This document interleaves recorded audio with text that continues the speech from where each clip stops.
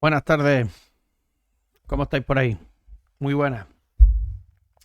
Hace tiempo que no pasaba por aquí y de nuevo estamos ya activos. Ha habido pequeños problemas con el tema del trabajo que han complicado un poco el asunto. Cada día se me complica un poco más esto de ponerme aquí a una determinada hora y bueno, vamos a ver si hoy podemos retomar un poco las actividades y lo que estábamos haciendo últimamente.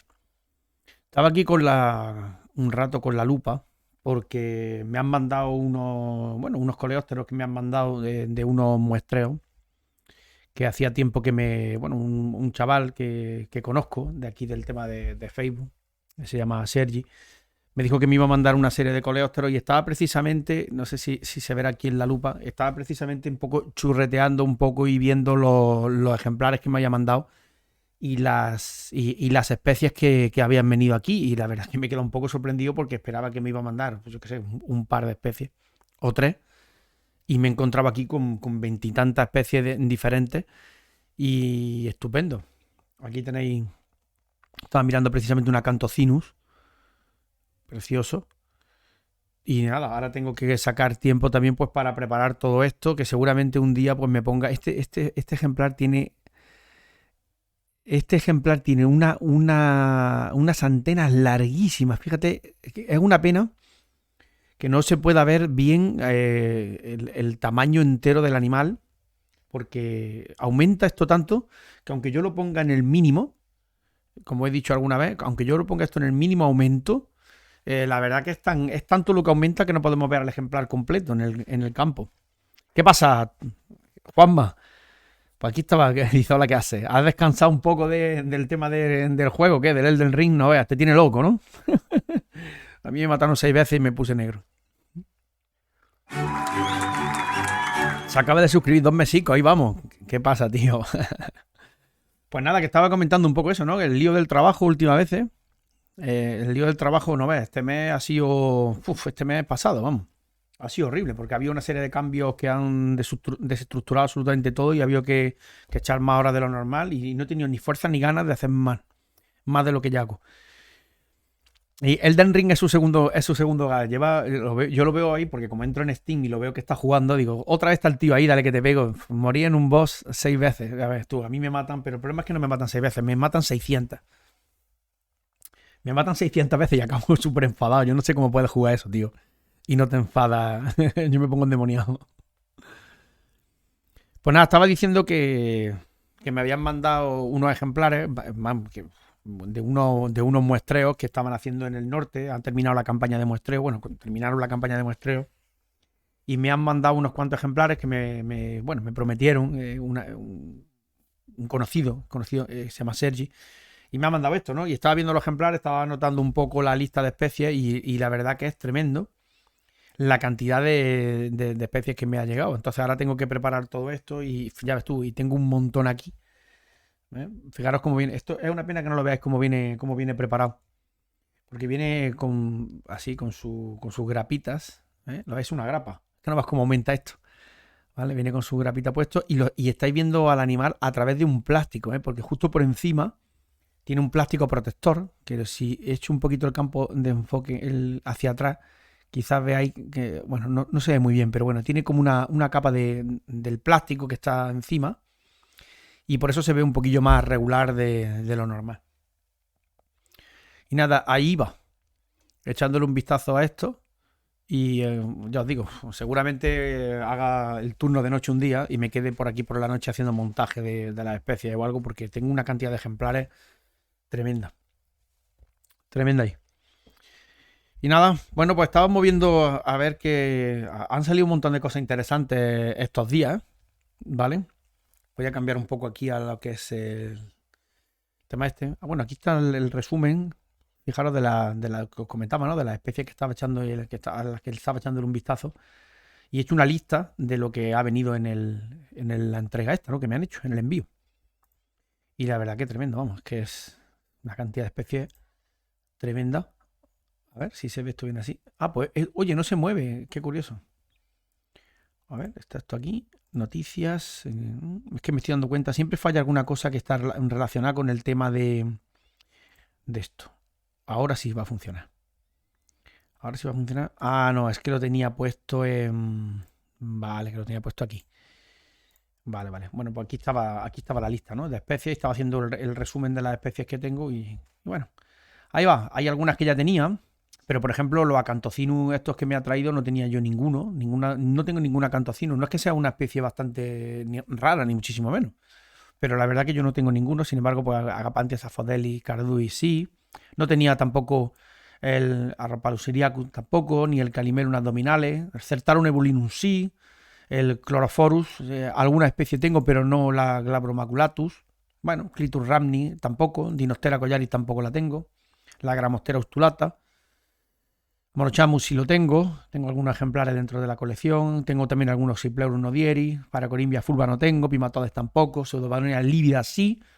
Pero fijaros qué curioso. Aquí me ha puesto una tilde el Word y no me da ni cuenta. Ahí está. Y venga, un nombre en latín con la tilde puesta. Bueno, pues Pseudobadonia lívida sí la tengo, pero las tengo de Suiza. De Suiza, de Francia y de algunas otras zonas de, bueno, de esa zona, ¿no? De esa zona de allí. Pero no la tenía de España. Entonces, bueno, lo iremos viendo también. Rustela maculata sí lo tengo, del norte. Me ha venido alguna más. El Spondylus buprestoides, por ejemplo, pues no lo tenía. Stenosteros rufus sí.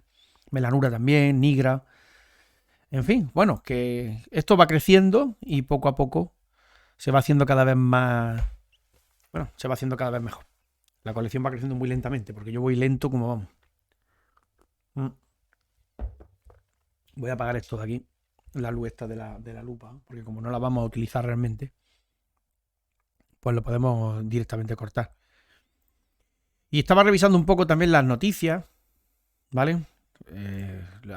Había un montón de cosas interesantes. Sabéis que llevo aquí un resumen de noticias científicas que van saliendo y todo esto, y dentro, bueno, hay algunas que no hemos llegado nunca a tratarlas, pues porque a lo mejor he considerado que no eran tan interesantes, o había otras que eran bastante más interesantes que ahora, y en concreto en el apartado de paleontología, que hay algunas que son, bueno, digamos más, que pueden llamar más la atención, pero quizás no son tan profundas, ¿no? No son noticias tan profundas como otras. Hay unas que son muy interesantes. Me da la impresión de que el volumen está un poco fuerte del micro. Lo voy a bajar para que no sature. Pues me da la impresión de que esta, por ejemplo, puede ser más interesante para todos.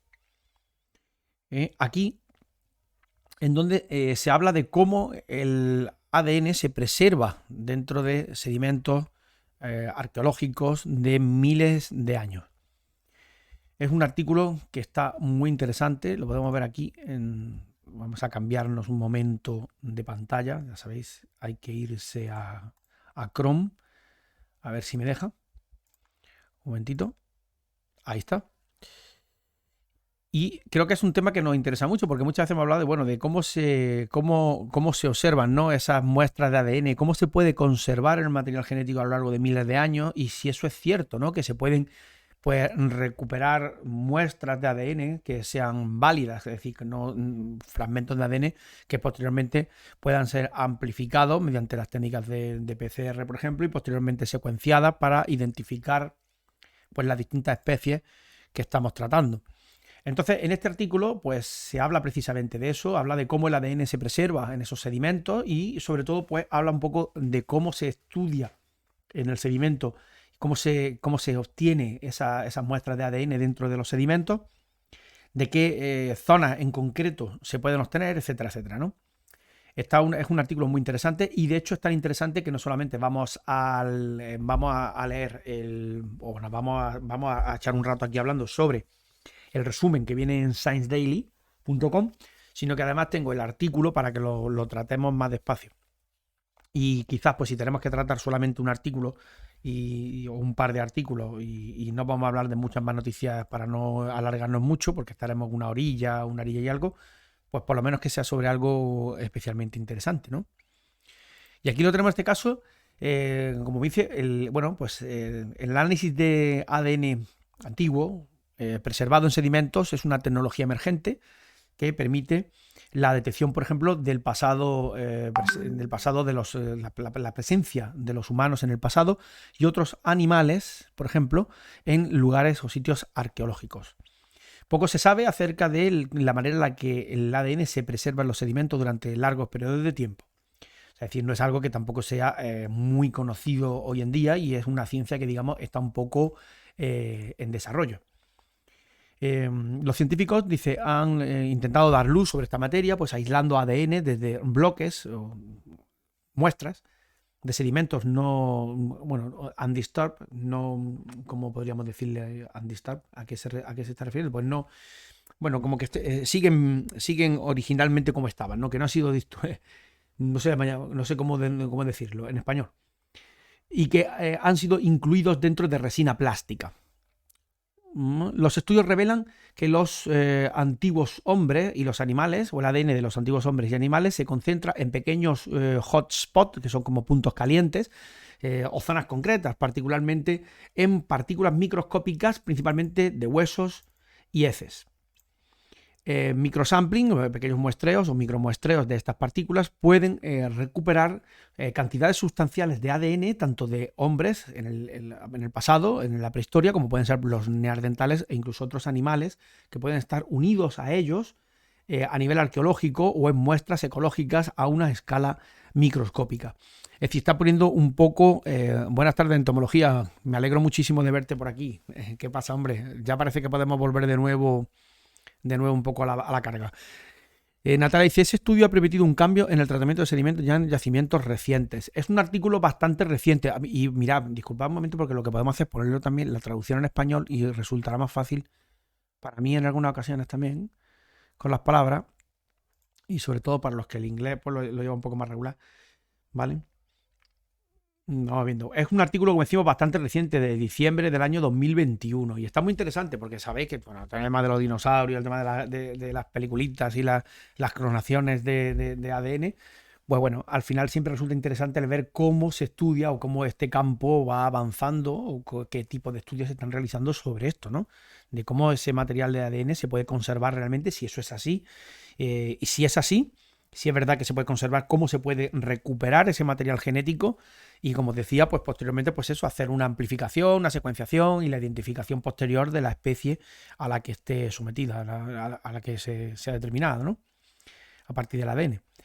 Bueno, los sedimentos en los que están incrustados los hallazgos arqueológicos han sido considerados durante mucho tiempo por la mayoría de los arqueólogos como subproductos sin importancia de las excavaciones, ¿vale? Sin embargo, en los últimos años se ha demostrado que los sedimentos pueden contener biomoléculas antiguas, incluido el ADN. La recuperación de este ADN humano y animal antiguo en los sedimentos ofrece nuevas y emocionantes oportunidades para investigar la distribución geográfica y temporal de los humanos antiguos y otros organismos, en sitios donde sus restos óseos son raros o están ausentes. Si os recordáis también, en la última vez creo que estuvimos hablando sobre la recuperación también de material genético de ADN en el aire, ¿vale? En el aire. Y hay un artículo también muy interesante por aquí que habla precisamente también de cómo se hacen este tipo de estudios y cómo se están poniendo, poniendo a punto este tipo de técnicas de recuperación de material genético tanto en el aire como posterior identificación y todo esto. Mamorianita nos dice que ha salido en muchos sitios. Esto por el cambio de paradigma, porque antes ese sedimento después del cribado micro se desechaba. Efectivamente, el artículo científico, que ahora lo veremos, y detalla perfectamente en la introducción, mucho mejor que esto, que es un simple resumen para un medio periodístico, habla muy bien del cómo pues, todos esos sedimentos pues, se desechaban y no se les echaba cuenta de ninguna manera. Ahora, pues con los resultados que ofrecen en el trabajo, pues lo que hacen es aconsejar un poco el hecho de que estas muestras pues sean guardadas de alguna manera para posteriormente hacer estudios de este tipo, de esta índole, y además demuestran por la cantidad de información que se puede obtener de esto. Ya os digo que no solamente ponen en marcha la técnica que lo permite, esta extracción de ADN, sino que hacen distintos test para ver hasta qué punto esta técnica puede ser interesante, la van testeando en distintas condiciones y al final pues van obteniendo otros resultados. Para investigar el origen del ADN en el sedimento, los investigadores se asociaron con un grupo internacional de geoarqueólogos, arqueólogos que aplican técnicas geológicas para reconstruir la formación de sedimentos y sitios, para estudiar la preservación del ADN en sedimentos a escala microscópica. Utilizaron bloques de sedimentos intactos, como decía antes, lo de undisturbed se refiere a intactos, que no me salía la palabra, que habían sido extraídos previamente de sitios arqueológicos y empapados en una resina sintética similar al plástico, o sea, un poliéster.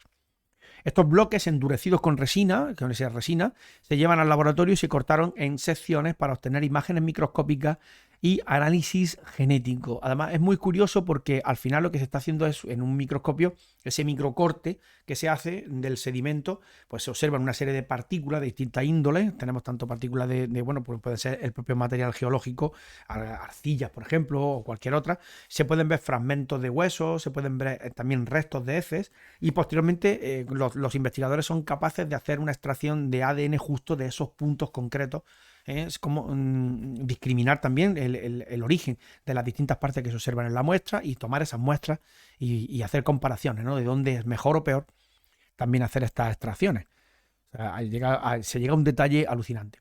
Estos investigadores trajeron con éxito el ADN de una colección de bloques de sedimentos preparados hace 40 años, fijaron, de sitios de África, Asia, Europa, América del Norte. El hecho de que estos bloques sean una excelente fuente de ADN antiguo, incluido el que se origina en los homínidos, a pesar de que a menudo han estado almacenados en plástico durante décadas, brinda acceso a un vasto depósito de información genética sin explorar. El estudio abre una nueva era de información genética antigua, estudios de ADN que revisarán muestras almacenadas en laboratorios. Fijaros, claro, hay muchas muestras que pueden estar guardadas y no se han estudiado todavía. Permitirá el análisis de sitios que hace tiempo que se han rellenado, lo cual es especialmente importante dada la restricción de viajes e inaccesibilidad del sitio en un mundo pandémico. Bueno, esto es un poco... Dice no sé quién, Mayer Morley de la Universidad de Flinders en Australia. Abundancia de microrestos en la matriz sedimentaria. Los científicos utilizaron bloques de sedimento de la cueva de Denisova, un sitio ubicado en las montañas de Altai en el centro de Siberia, sur de Siberia, donde se recuperó ADN antiguo de neandertales, denisovanos y humanos modernos, y demostraron que las partículas orgánicas pequeñas produjeron más ADN que el sedimento muestreado al azar. Lo vais a ver después mucho más fácil cuando veáis el corte al microscopio y cómo se ven esas muestras de distinta naturaleza, cómo se toman las muestras al azar dentro de esa muestra microscópica y cómo se hacen luego posteriormente pues, las comparaciones para ver de dónde se obtiene más o menos ADN. Al final muestra claramente que la alta tasa de éxito de la recuperación de ADN de mamíferos antiguos de los sedimentos de la cueva Denisova proviene de la abundancia de microrestos en la matriz del sedimento en lugar de ADN extracelular libre de heces, fluidos corporales o tejido celular en descomposición, potencialmente absorbido en granos minerales.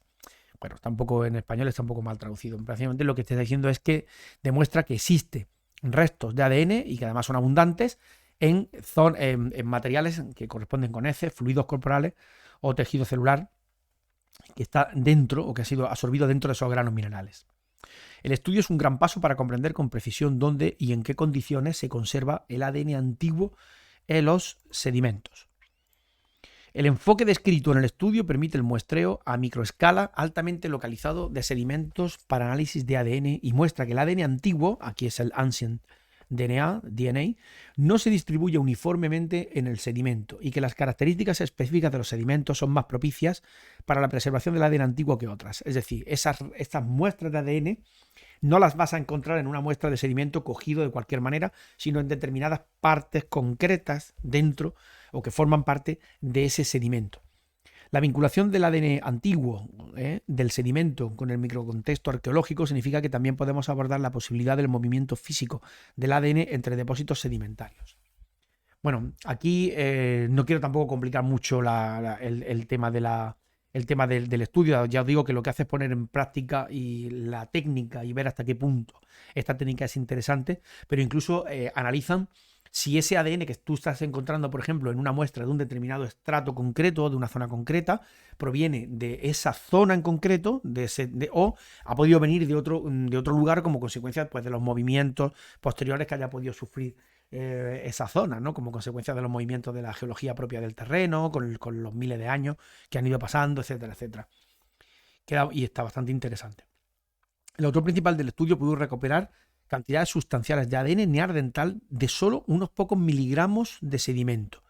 Fijaros, pudo identificar el sexo de los individuos que dejaron su ADN y demostró que pertenecían a una población relacionada con un neandertal cuyo genoma fue reconstruido previamente a partir de un fragmento de hueso descubierto en la cueva. Fijaros lo interesante que es esto. Es decir, no solamente, porque aparte esto ha permitido el poder hacer esa comparación, ¿no? Esto nos demuestra que no solamente es necesario el que encontremos muestras de huesos, digamos un hueso evidente, ¿no? Sino que analizando los distintos sedimentos que podemos encontrar en este tipo de lugares, simplemente con esos sedimentos podemos encontrar ese ADN que demuestre la existencia de estos neandertales allí, ¿vale? Dice Natalia, dice, ¿cómo lo determinaron como nueva especie? ¿Por ADN? Seguro que por eso tienen tantos tipos de estudios en relación con el ADN. Bueno, aquí es muy fácil. La determinación de la especie a partir de la muestra de ADN es tan sencillo como el secuenciarlo y luego después ir a un banco de secuencias de material genético y ya está. No tiene más y es fácil identificar. El tema es cómo es posible el que se pueda obtener... Uy, pues qué susto, ¿qué ha sido eso? Ah, Sofía, 13 de marzo, te está siguiendo. Muchas gracias. Muy buena. Vaya susto me ha dado. Bueno, como decía, aquí lo interesante es que no es necesario que encontremos directamente los huesos que estamos buscando, por ejemplo, hablando de homínidos, hablando de neandertales, porque luego también nos podemos ir mucho atrás, e incluso en este estudio también hablan de restos de otros animales, y ahora veréis la cantidad de especies de distintas familias que encuentran material genético aquí en las muestras. Es decir, que no solamente es necesario encontrar esos huesos y luego pasar a identificarlos por estudios anatómicos, de morfometría, como queráis llamarlo, sino que simplemente analizando esos sedimentos que hay en la cueva y que eso, como decía antes Natalia, pues efectivamente se dejaba totalmente sin estudiar, como algo que no tenía interés ninguno. Oye, pues con estas técnicas han demostrado que eso tiene mucho interés y que hay que tomar esas muestras porque se pueden obtener resultados similares, como estáis viendo aquí, a lo que sería, por ejemplo, pues la observación de ese hueso. E incluso puede ocurrir que encontremos restos de huesos de una determinada especie, en este caso de estos homínidos que estamos viendo aquí, y sin embargo, pues imaginad, pues no podemos identificarlos, pues porque los huesos no están en un estado o no están lo suficientemente completos, son restos fragmentarios y no permiten la identificación, pero sin embargo con esos restos de ADN existentes dentro del hueso sí podríamos secuenciar y podríamos identificar la especie. Con lo que, bueno, esto viene a abrir un poco para que veáis la enorme utilidad que esto puede llegar a tener. Sofía por aquí dice que carrera estudiaste. Yo soy biólogo, concretamente, y especialidad es de zoología, ¿vale? Aquí estamos tratando un poco ahora paleontología. Normalmente hablamos bastantes veces de paleontología porque es que, bueno, es que hay muchas noticias de paleontología que salen al día. Es tremendo la cantidad de información nueva que se va obteniendo y a veces pues, vamos pasando un poco entre paleontología, algo de zoología de invertebrados, en fin. Algo también de biología de conservación, aunque últimamente estamos un poquillo menos centrados en ese tipo de cosas y estamos más en este tipo de temas. Pero bueno, vamos variando mucho. Ahí en la entrada del canal, en la presentación del canal, puedes ver los distintos temas que hemos estado tratando en los últimos vídeos. Bueno, el ADN neandertal en estas pequeñas muestras de sedimento incrustado en plástico estaba mucho más concentrado que lo que normalmente encontramos en el material suelto. Esto también es muy importante, ¿eh? O sea, es decir, no solamente, y vuelvo a repetirlo, encuentran material genético, digamos, en estos restos óseos dentro de esa muestra de sedimento, que como digo es una muestra a microscopio, que se está observando al microscopio y ahora lo veréis en las imágenes. No solamente demuestran que hay mayor cantidad de ADN en esas pequeñas partículas que son restos óseos, de heces, etcétera, etcétera, que en el resto, sino que además es que se demuestra que es mucho más abundante allí, ¿vale? Es decir, no vamos a encontrarlo en cualquier zona del sedimento, sino en zonas bastante concretas. Con ese enfoque será posible en el estudio analizar el ADN de muchos individuos humanos antiguos y diferentes a partir de solo un pequeño cubo de sedimento solidificado, una pequeña muestra. Es divertido pensar que esto es presumiblemente porque usaron la cueva como inodoro decenas de años, hace miles de años. Eso hace un poco referencia a lo del tema de las heces, ¿no? Si me voy aquí, un segundito, si me voy aquí, cuando estábamos tratando esto, creo que lo estáis viendo por aquí. Este es el artículo realmente que habla de esto, ¿vale? De este tema, preservación microestratigráfica de restos de ADN, tanto de homínidos como de fauna antigua, en sedimentos de cavernas del Pleistoceno.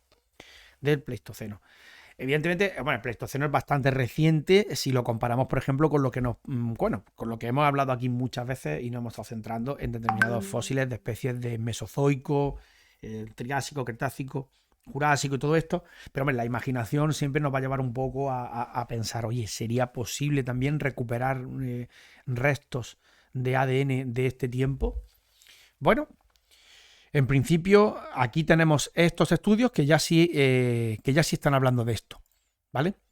Estos estudios que ya sí están hablando de este tema. Sofía nos pregunta por aquí que si se puede estudiar biología marina online. Sofía, no sé en qué país estás tú ahora mismo. En España, biología, que yo tenga entendido, no se puede estudiar online de ninguna manera. Biología es una carrera presencial, ¿vale? Y biología marina, creo que es una carrera también, aparte de biología, me parece. Antes era una especialización, etcétera, etcétera, hace mucho tiempo, pero ahora mismo no lo tengo muy claro ya de cómo está actualmente. Pero biología aquí en España no se puede hacer a distancia de ninguna manera online. Sí se puede hacer, por ejemplo, ciencias ambientales, me parece que sí se puede hacer en la UNED, por ejemplo, en la Universidad Nacional a Distancia. Sí se puede. Bueno, si queréis, echamos un vistazo al artículo, que era un poco la intención de que vierais el artículo original. He señalado algunas zonas que son más interesantes, algunas partes más interesantes. Por ejemplo, el ADN antiguo recuperado de sedimentos del Pleistoceno representa un recurso rico, de gran riqueza, para el estudio del pasado de los homínidos y de la diversidad ambiental. Sin embargo, poco se conoce acerca de cómo este ADN se preserva en los sedimentos. Y esto es un poco lo que viene a tratar este artículo. Cómo de útil puede ser, por ejemplo, o el intento del coger este ADN, de obtenerlo, y cómo de bueno puede ser el resultado de los estudios que se hagan a partir del mismo. Aquí lo que hacen es investigar el ADN preservado en 47 pequeños bloques, como lo llama aquí, o muestras, que han sido, impregnadas en una resina para luego posteriormente poder hacer los cortes microscópicos y poder hacer el estudio con el microscopio, identificar qué zonas dentro de ese sedimento son interesantes para tomar las muestras en concreto de ADN, como veréis en las imágenes. E incluso pues hacen, evidentemente, como no podía ser de otra manera, un propio estudio aparte dentro de este trabajo, en donde observan si el tratamiento, por ejemplo, con la resina pues está impidiendo o está haciendo que esto sea negativo de alguna manera para la recuperación de este material genético.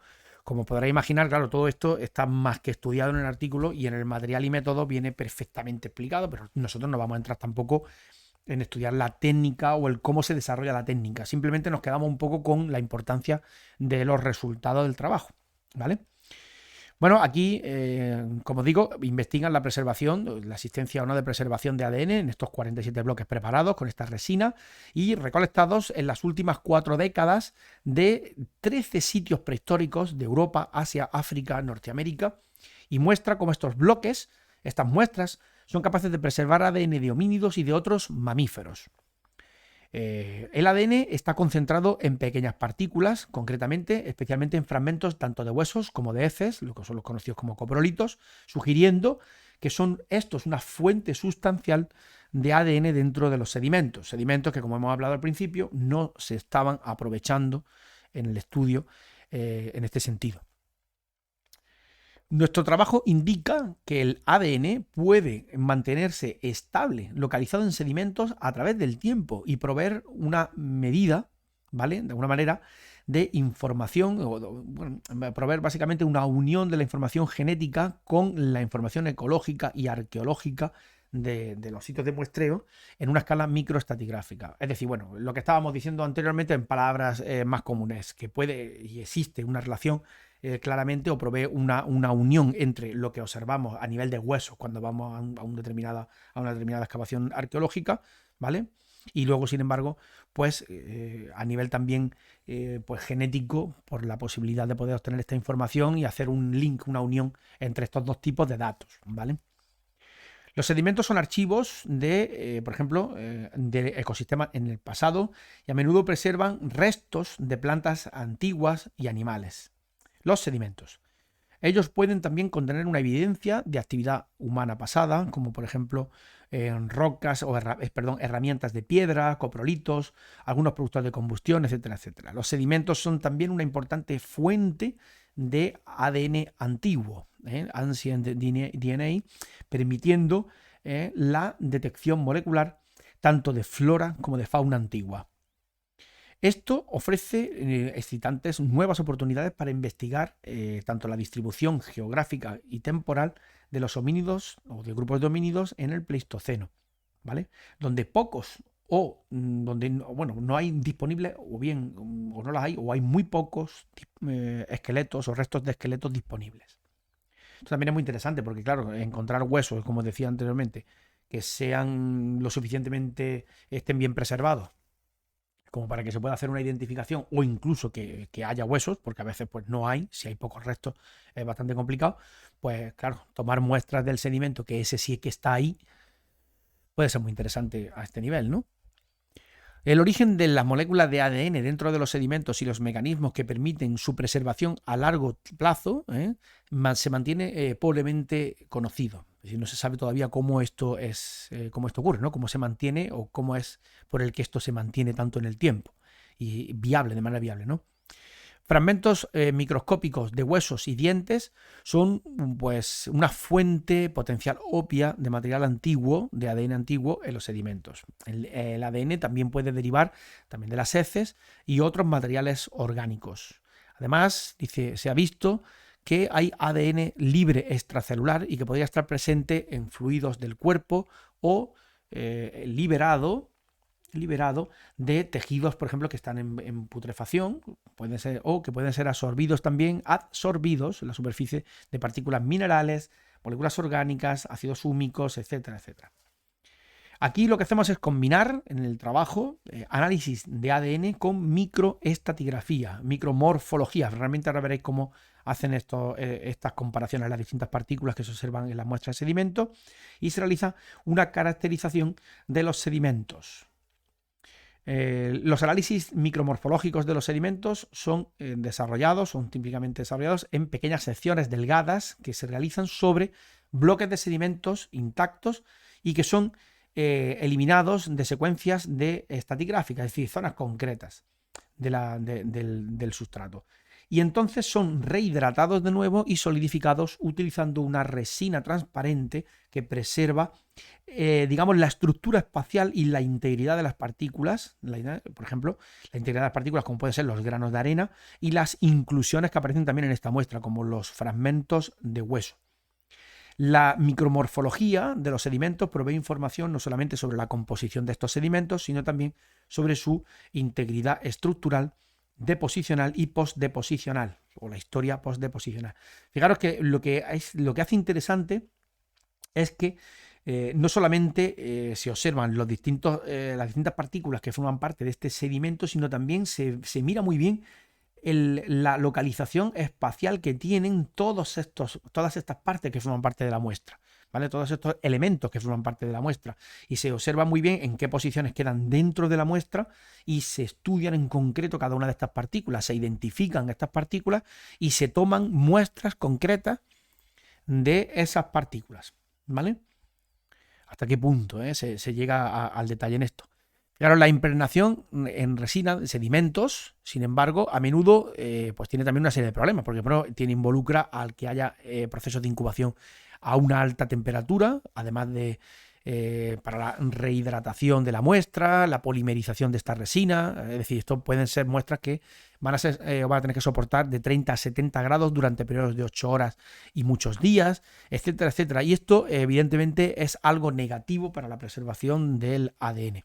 Por tanto, al final también lo que hacen aquí, como decía, y no vamos a tratar este tema evidentemente, es cuantificar un poco si el procedimiento de la obtención de estas muestras, como digo, que requieren de esa resina para luego posteriormente hacer los cortes en concreto y hacer luego los estudios micromorfológicos, pues no llevan a romper o a destruir ese ADN que nos interesa.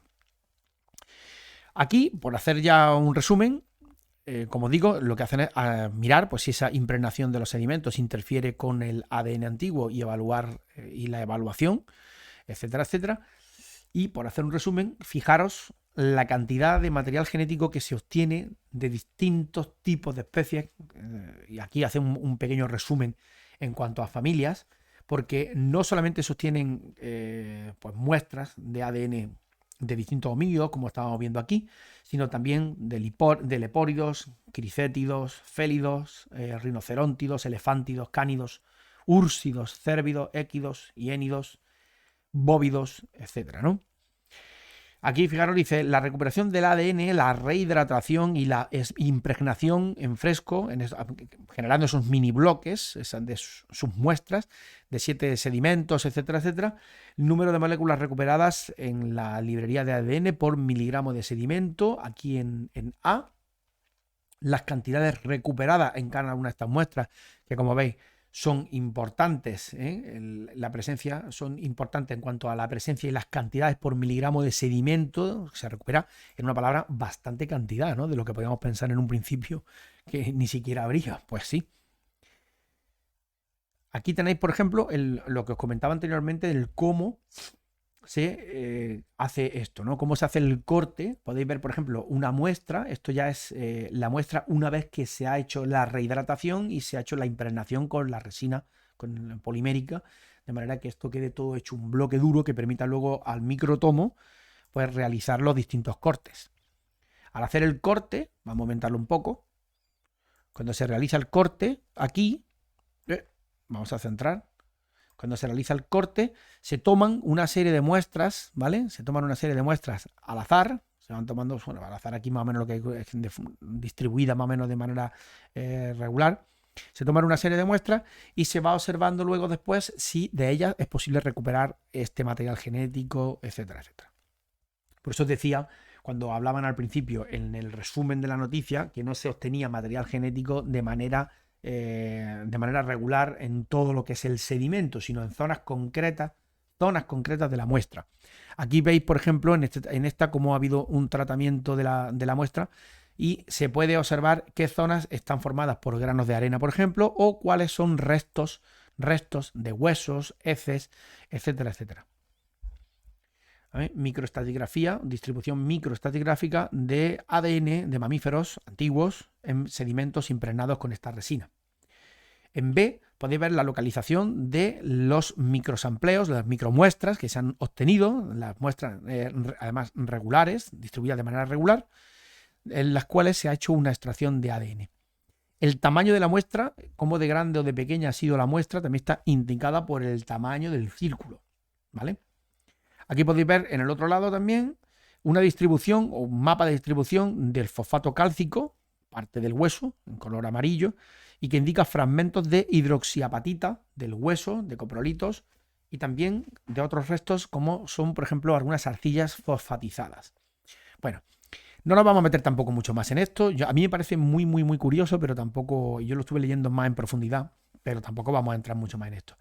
Al final, lo que viene un poco a demostrar los resultados es que ellos muestran que estos sedimentos impregnados en resina permiten la obtención y la contextualización incluso de este material genético antiguo de una variedad de organismos, incluyendo también homínidos antiguos, ¿no? Homínidos arcaicos. Y además la obtención de materiales genéticos que permiten la identificación de material de distintas familias en esta muestra. Distintas familias en esta muestra. Es decir, no solamente es posible recuperar este material genético, sino, por supuesto, identificar también a qué grupo o familias pertenece este material. Aquí tenéis, por ejemplo, en las distintas muestras, estos círculos indican dónde se han tomado las muestras, si están formadas concretamente por coprolitos, si son coprolitos o hueso, si se ve determinado concretamente que estamos hablando de hueso, concretamente, como aquí, si es parte de la matriz, si es un resto inorgánico, algo inorgánico, pues tipo una arena, por ejemplo, arenas de granos de arena, ¿vale? Aquí os podéis ver perfectamente cómo se toman las muestras en la zona, ¿vale? Los distintos resultados también aquí en las gráficas. Fijaros la proporción de material también de ADN mitocondrial o fragmentos de ADN mitocondrial que están asignados a taxones antiguos en determinado porcentaje, de los que sostienen más, por ejemplo, de hiénidos en las distintas muestras, ¿vale? Aquí lo tenéis en varios colores, de bóvidos, cérvidos, es decir, fijaros que incluso se puede ver de manera proporcional el material genético a qué porcentaje pertenece más con respecto a las familias, ¿eh? digamos, la proporción relativa del material genético dentro de las muestras. Y podemos ver, por ejemplo, que aquí, en el caso de hiénidos, pues había una gran cantidad de material genético frente a otras menos abundantes, como por ejemplo el caso de los cánidos. ¿Vale?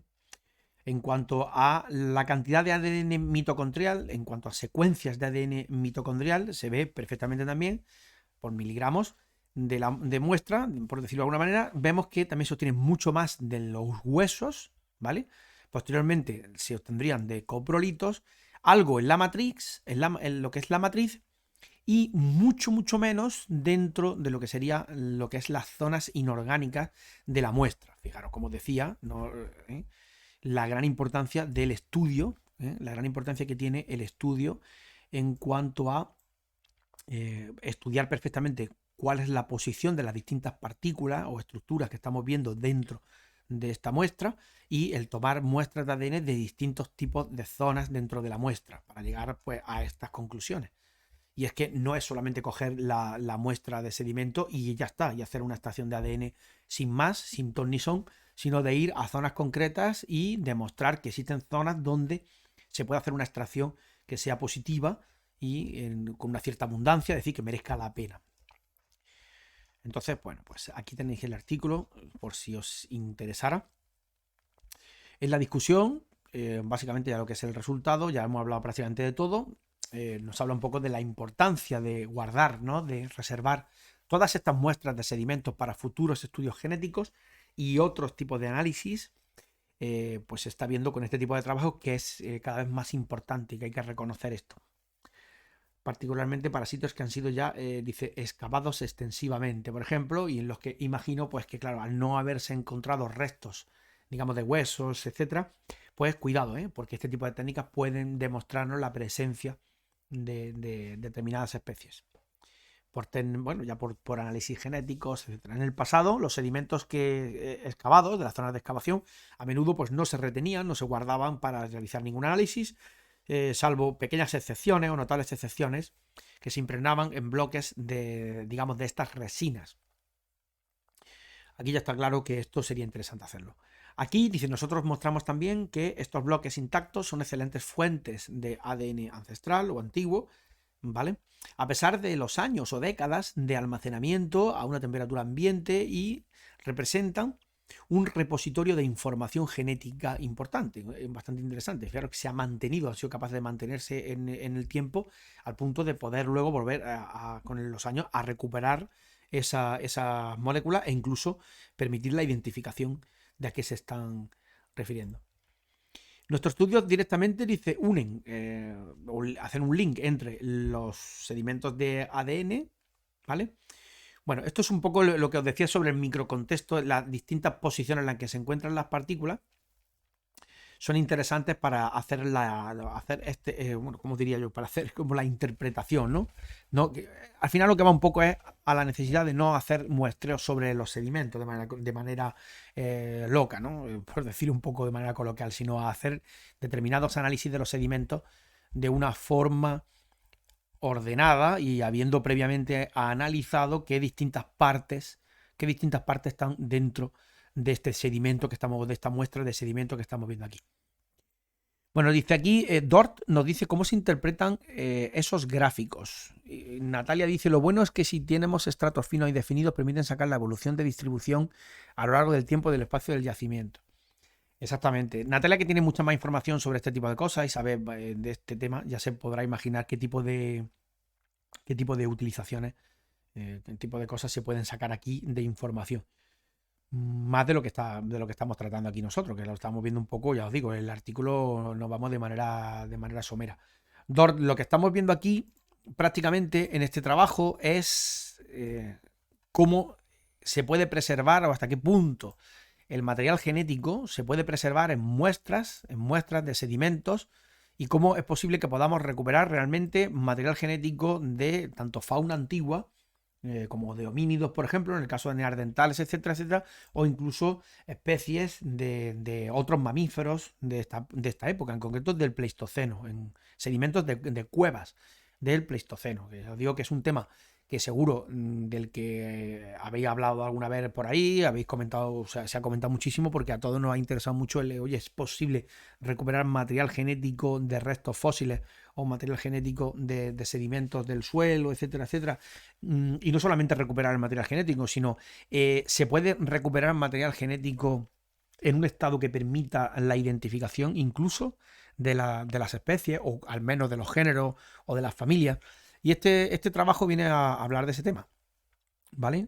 Desarrollan un poco la metodología y explican y demuestran que sí es posible obtener material genético de estos sedimentos, pero que esto, ¿ves? Como estás viendo aquí, por ejemplo, y además de distintas familias de mamíferos, además de hombres, de homínidos, concretamente, y te habla un poco del cómo se hace el estudio, cómo se preparan las muestras de sedimento en unas resinas que permiten, sólidas que permiten la solidificación de la muestra y luego cortarlo con el microtomo para verlo al microscopio, cómo se analizan las distintas partes o estructuras que forman parte de esta muestra y luego cómo se toman las distintas muestras de ADN, cómo se obtiene o se intenta obtener ADN de las distintas partes que estás viendo aquí.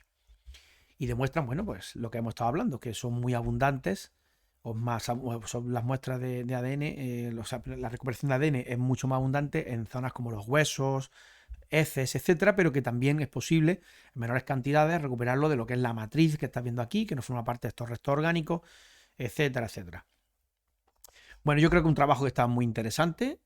Para los que queráis, os llame especialmente la atención esto de la recuperación de material genético antiguo, de ADN antiguo, y la posibilidad incluso de poder identificar la especie. Me parece sorprendente, un poco. Eso en cuanto a las noticias. Esta la voy a marcar luego yo ya después en verde. La tenemos que marcar en verde, como que hemos hablado de ella. Es la de cómo se preserva el ADN en sedimentos arqueológicos. Hay una noticia también muy interesante ahora, ¿vale? Reciente. Seguro que Natalia también ha estado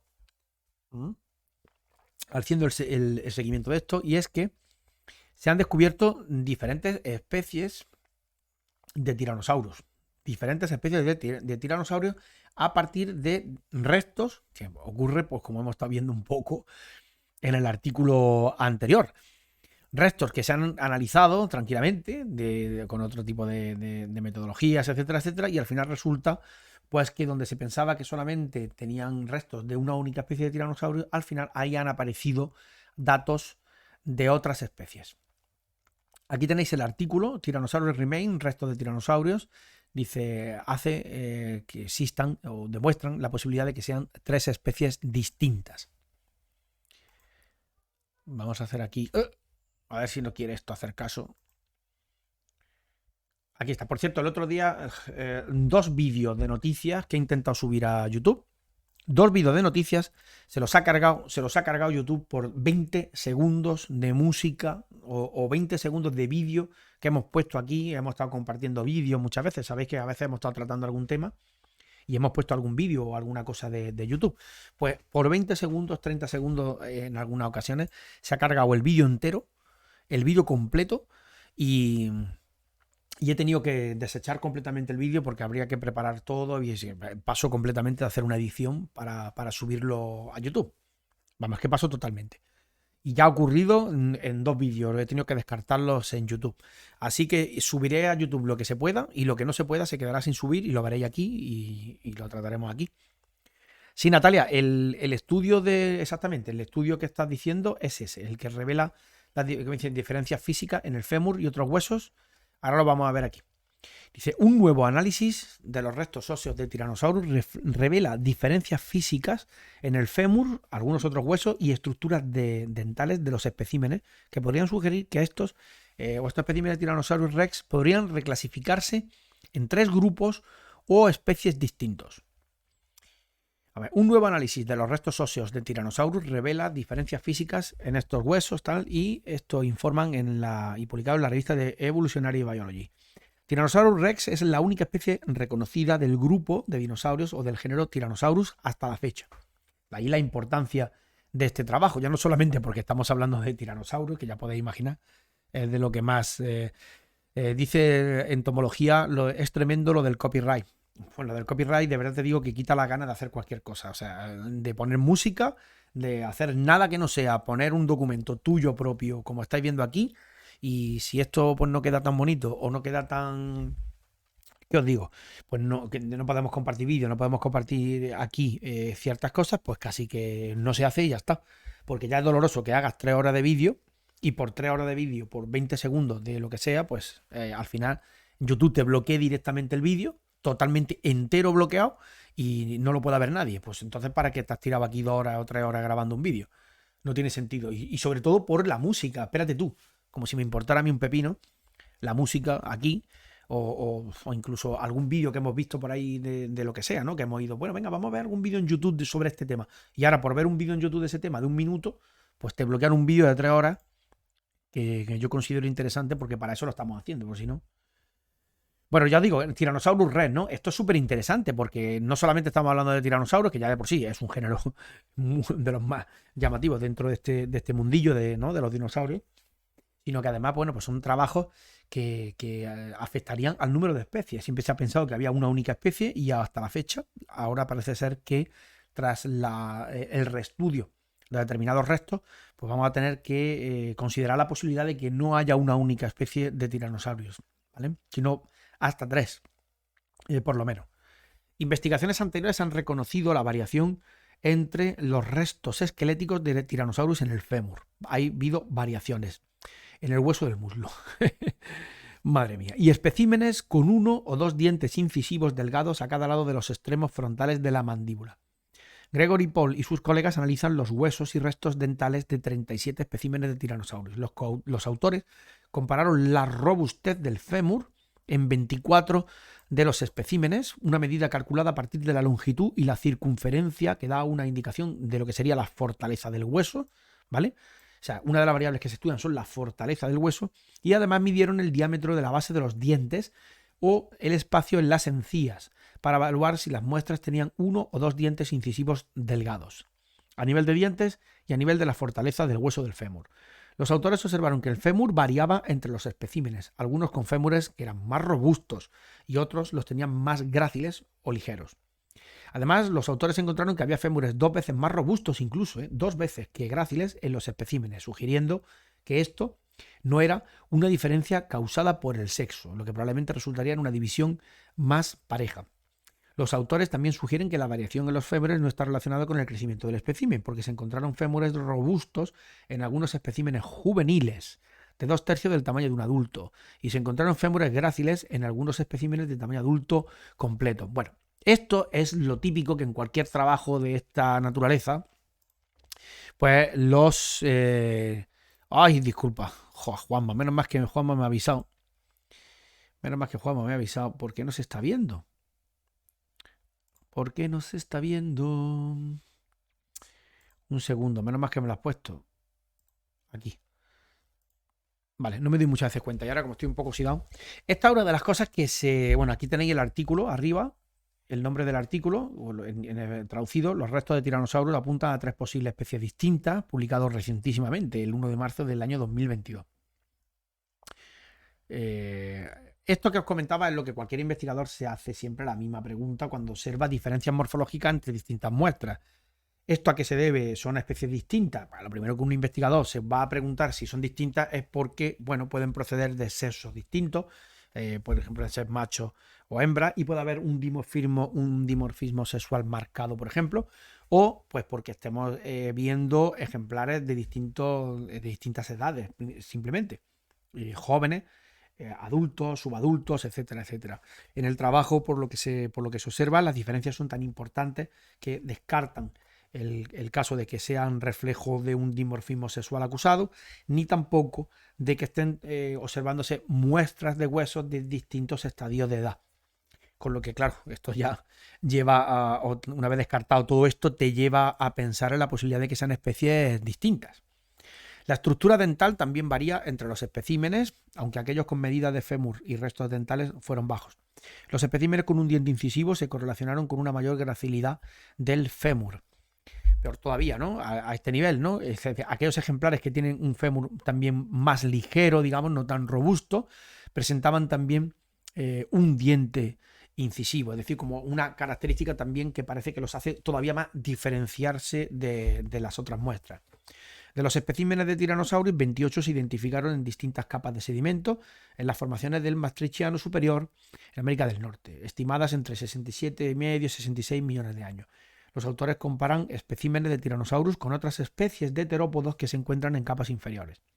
Solo se encuentran fémures robustos de Tyrannosaurus en la capa inferior del sedimento, en 6 fémures robustos. La variación de robustez de estos fémur en la capa inferior no fue diferente a la de otras especies de terópodos, lo que indica también probablemente solo existe una especie de Tyrannosaurus en este punto.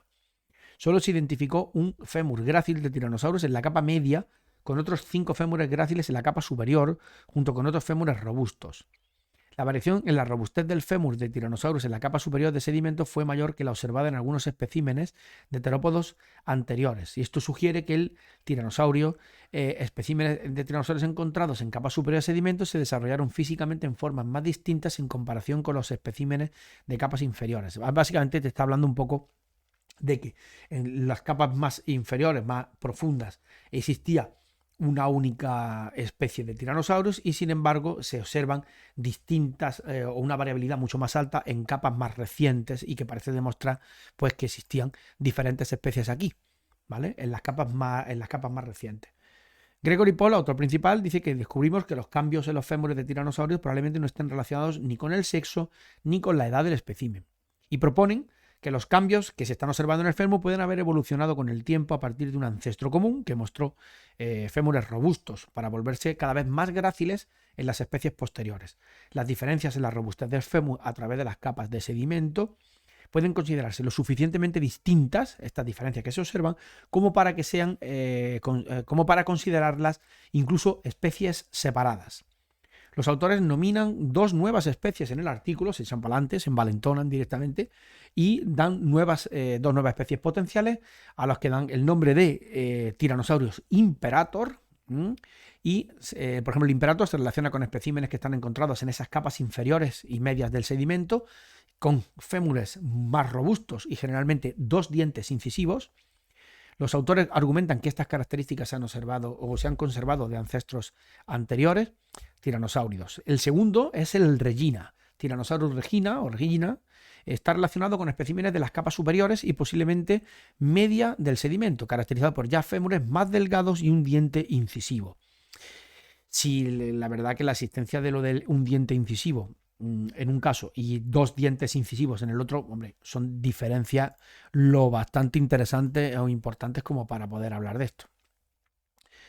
La especie reconocida como Tyrannosaurus rex o lagarto tirano se identifica en la capa superior y posiblemente en la media, con especímenes clasificados como aquellos que retienen fémures más robustos y que tienen un solo diente incisivo. Algunos especímenes no pudieron identificarse, como suele ocurrir en este tipo de cosas, en base a los restos, por lo que no fueron asignados a una especie. Que pueden existir restos pues que bueno, son un poco, digamos, de característica intermedia entre uno y otro y no discrimina, el análisis discriminatorio, no discriminante, el análisis discriminante no permite esa, digamos, clasificación de las muestras a uno u otro lado.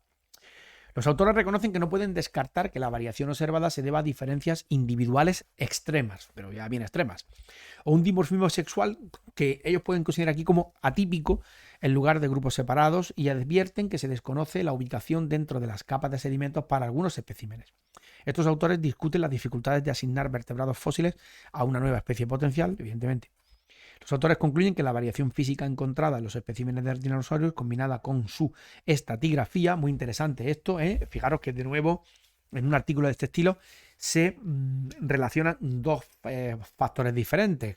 Por un lado, esas muestras osteológicas, esas muestras de restos fósiles, con la posición en la que se encuentran y hacen ese análisis cruzado, digamos, un poco para intentar determinar si esos restos pertenecen a un grupo o a otro, atendiendo a cómo son o cómo es la morfología o las características de estos huesos y la posición en la que se encuentran dentro de estos estratos o dentro de lo que es la estratigrafía. ¿Vale? Muy interesante también. Bueno, y al final pues hablamos de esos 3 grupos potenciales y esos 3 grupos pasan a ser ser nominados como especies diferentes, en el caso de estas dos nuevas especies, Imperator, Regina, y la ya conocida hasta la fecha Tyrannosaurus Rex. Bueno, me parece un artículo bastante potente, publicado en la revista de Biología Evolutiva en el año 2022, ahora recientemente, en marzo. No sé qué pensaréis vosotros, Juanma, Natalia, si estáis por ahí, que sois más del tema de fósiles. No sé qué pensaréis, pero la verdad es que el resultado es bastante interesante. Lo que yo no sé si el resto de investigadores estarán de acuerdo con estos resultados y si aceptarán fácilmente el hecho de que existan 3 especies de tiranosaurios a partir de este trabajo, ¿no? De que eso se acepte, ¿no? Hicimos Morinonita, Natalia, que hay muchos ejemplares para seguir investigando, efectivamente. Eso es una ventaja, porque es verdad que restos de tiranosaurios hay bastantes y imagino que si este artículo efectivamente está en lo cierto y podemos determinar especies diferentes, pues hombre, imagino que volverán de nuevo a hacer una réplica de esta metodología y ahora la gente irá a hacer estudios similares en los distintos restos para ver si se replican estos resultados. Si se replican los resultados, es decir, deberíamos de encontrar distintos tipos de tiranosaurios en las características óseas, en los incisivos, en función a la profundidad, en función al estrato en el que estos se localicen, y esto debería de ser correlacionado en distintos tipos de localizaciones geográficas o espaciales, es decir, en distintos tipos de yacimientos. Torosaurus dice, con la mejora en las técnicas de investigación se están reclasificando muchos. Y efectivamente. Pero vamos, son trabajos, hombre, hay muchos trabajos sobre reclasificación de fósiles y prácticamente salen noticias todos los días. De hecho, yo cuando intento buscar un poco noticias de biología y de biología de conservación y todo esto, lo que encuentro son muchísimas noticias de paleontología. Muchísimas noticias. Y de Allosaurus. En el caso de Allosaurus, por ejemplo, yo lo desconozco. Lo desconozco. Allosaurus también es un género muy, muy, muy interesante dentro del grupo, tan interesante que hasta yo lo conozco, que no soy especialista especialmente en temas de paleontología de dinosaurios, ni muchísimo menos. Pero bueno, es otro de esos géneros emblemáticos que también, pues cuando sale algún trabajo que descoloca un poco toda la estructura de lo que se venía conociendo hasta el momento, pues también llama mucho la atención, ¿no? Como aquí en el caso de Tyrannosaurus. Bueno, al final, bueno, ya iremos viendo qué cosillas van saliendo por aquí. ¿Qué más cosas tenemos por aquí Vamos a ver, porque teníamos aquí alguna noticia más, que nos extendamos mucho. Luego pasaré a marcarlas como que la hemos visto. Hay también como algo un poco distinto, había marcado también esta noticia, ¿vale? Que es primera evidencia. Mira, qué curioso este trabajo también. Hoy vamos todos de temas raros, ¿vale? Hoy vamos todos de temas raros porque hemos estado viendo el tema de la recuperación de muestras de ADN en sedimentos. Recuperación de muestras de ADN válidas a nivel de identificación y tal, en sedimentos. Hemos visto una reclasificación del Tyrannosaurus Rex en 3 especies potenciales, con 2 nuevas especies. Y ahora la primera evidencia que indicaría, por ejemplo, la existencia de una infección respiratoria en un dinosaurio, en unos restos fósiles. Prácticamente lo que estamos hablando. Primera evidencia. O sea, fijaros en paleontología la cantidad de cosas interesantes que están saliendo todos los días. Los científicos han descubierto la primera evidencia de una infección respiratoria en restos de fósiles de un dinosaurio que vivió hace alrededor de unos 150 millones de años. Los investigadores también examinaron los restos de un diplodócido, un herbívoro saurópodo de largos cuellos, conocido con el nombre de Brontosaurus, que data del periodo Jurásico tardío de la era Mesozoica. El dinosaurio, conocido comúnmente con el nombre de Dolly, fue descubierto en el suroeste de Montana y tuvo evidencias de una infección en el área concreta de una de las vértebras del cuello. En las vértebras del cuello. Fijaros la cantidad de trabajo que son capaces de sacarse aquí a partir de restos fósiles. La verdad es que es un poco sorprendente. Vamos aquí a darle a la traducción en español para que todo el mundo pueda seguir el texto y no me vea a mí intentando traducir esto aquí en en tiempo real. Un grupo de investigadores de todo el país, no sé qué, incluido el profesor asistente de investigación de la Universidad de Nuevo México, Ewan Wolf, descubrió la primera evidencia de una infección respiratoria única en los restos fósiles de un dinosaurio que vivió hace 150 millones de años. Los investigadores examinan los restos de un diplodócido inmaduro, un dinosaurio saurópodo herbívoro de cuello largo conocido como Brontosaurus. Concretamente, muestran la evidencia de una infección en el área de las vértebras del cuello. El estudio, dirigido por Kari Bodruf del Museo de Dinosaurios de Great Plains, identificó protuberancias óseas anormales, nunca antes vistas, y que tenían una forma y textura inusual. Estas protuberancias estaban ubicadas en un área de cada hueso, en el área donde habían sido penetradas por sacos de aire. Los sacos de aire son parte del sistema respiratorio que no intercambian oxígeno en las aves modernas y que también están presentes en los dinosaurios. Son los sacos aéreos. Los sacos aéreos finalmente se conectaron a los pulmones de Dolly y formaron parte del complejo sistema respiratorio del dinosaurio. Estos sacos de aire, como decía, están presentes, los sacos aéreos están presentes no solamente en estos reptiles, en estos dinosaurios, sino también en las aves. Y estos sacos aéreos que están en distintas partes del cuerpo, de la anatomía de estos animales, al final terminan conectando también con los pulmones. Es decir, son estructuras básicas de estos reptiles, que aparecen en estos reptiles y en las aves. Mira, sacos aéreos de las aves para que veáis un poco, porque a lo mejor no suena para nada este tema. No sé si se verá aquí alguna imagen, pero aquí podéis tener una imagen un poco más grande. Aquí se puede ver, por ejemplo, saco aéreo cervical, tiene este nombre, saco aéreo interclavicular, ventrobronquios, dorsobronquios, eso sería la parte del pulmón, y esto, en distintos colores están estos sacos aéreos, por ejemplo, torácico anterior, saco aéreo torácico posterior, saco aéreo abdominal, es decir, son distintas zonas del cuerpo que podemos encontrar en las que existe aire dentro del cuerpo del animal, ¿vale? Existe aire. Y estos sacos aéreos, además, están en conexión, todos ellos, con los pulmones. Aquí podéis ver, por ejemplo, también la estructura, los pulmones, los bronquios, la tráquea, etcétera, etcétera, y cómo estos sacos aéreos tienen conexión, ¿vale? Conexión con estos pulmones. De manera que si se produce, por ejemplo, una infección a nivel torácico, a nivel de las vértebras, como están comentando en el caso del artículo, evidentemente estas infecciones pueden pasar desde esa zona hasta los pulmones como consecuencia del movimiento de las bacterias a través de los sacos aéreos y hasta llegar aquí. No sé si conocíais este tema de los sacos aéreos, lo mismo algunos se está quedando sorprendido ahora mismo. Dice Entomología Asturias, seguimos en contacto, me alegro que vuelvas por aquí con buenos contenidos. Tengo que marchar. Agustín, bueno, nada, oye, nos vemos, Miguel, ahora después, ¿vale? Yo voy a terminar en un ratín, vamos a hablar de esta noticia y un poco más. No quiero tampoco que nos extendamos mucho y luego seguiremos hablando. Venga, Miguel. Bueno, al final eso es un poco la idea, ¿no? Esto es lo que está contando aquí. Los sacos finalmente se conectan a los pulmones y de Dolly, que era el nombre que le han dado a este fósil, a esta especie, y forman parte, que lo dicen pasado, pero realmente forman parte del complejo sistema respiratorio de los dinosaurios. La tomografía computerizada, que es una técnica para permitir la observación de estas protuberancias irregulares dentro de las vértebras, revela que estaban hechas de un hueso anormal, de un crecimiento de hueso anormal, que muy probablemente se formó como respuesta a una infección. Todos hemos experimentado estos mismos síntomas: tos, dificultad para respirar, fiebre.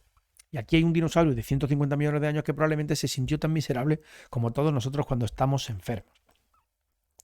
Los investigadores dicen que estos hallazgos son importantes porque Dolly se consideraba un dinosaurio no aviar y los saurópodos como Dolly no evolucionaron para convertirse en aves. Solo los terópodos aviares se convirtieron en pájaros posteriormente, lo que serían los neornites posteriores o las aves actuales. Los autores especulan que esta infección respiratoria podría haber sido causada por una infección fúngica, similar a una aspergilosis, una enfermedad respiratoria común que afecta a las aves y reptiles en la actualidad y que puede provocar infecciones óseas.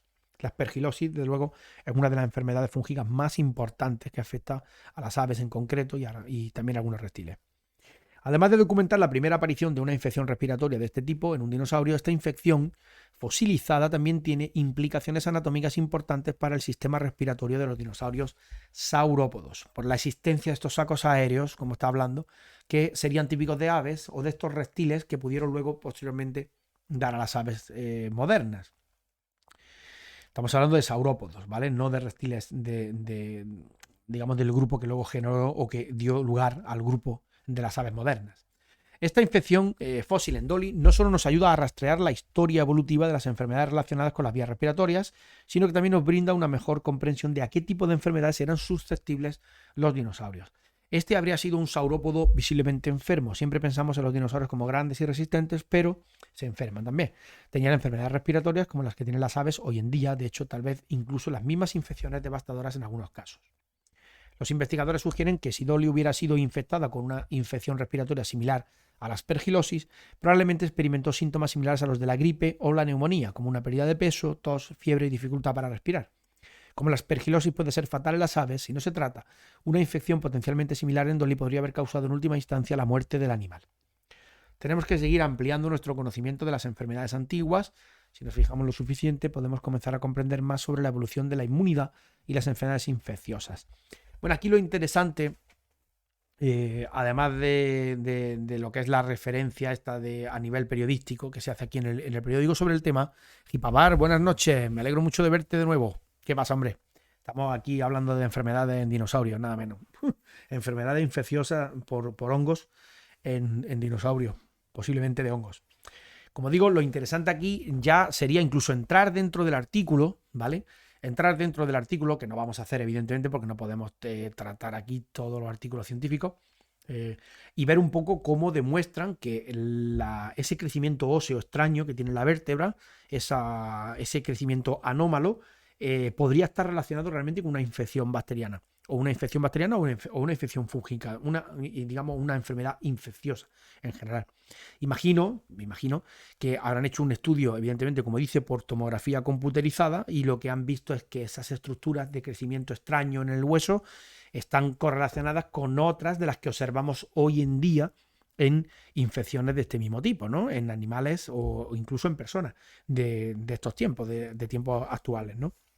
Y entonces un poco irá por ahí el trabajo, imagino, ¿no? Esa correlación en el aspecto, en la morfología o en la estructura que se esté observando de ese crecimiento óseo un poco raro, ¿no? O extraño. Bueno, otro artículo también un poco especial de paleontología, porque no estaríamos hablando de lo típico, ¿no? De paleontología cuando siempre cuentan, pues has descubierto un nuevo fósil o... Bueno, son cosas un poco diferentes, ¿vale? Bueno, Gipabar he empezado de nuevo a emitir porque ha habido un lío en mi trabajo que me ha llevado a tener que separarme un poco prácticamente de mi vida. Es que no sé a trabajar. Ha habido cambios bastante importantes en este mes pasado. Entonces, pues la verdad que entre el lío que tenía y las pocas ganas de trabajar más aparte de lo que tenía que hacer, pues bueno, hemos vuelto de nuevo, ya parece que se tranquiliza un poco la cosa. Y volvemos de nuevo aquí a revisar algunas cosas. Tengo por aquí también, hoy he estado con la lupa un rato, incluso al mediodía, y he estado mirando algunas de las especies de cerambícidos que tengo nuevas por aquí. Y probablemente me ponga en lo que yo llamo lo del turno de noche, ¿eh?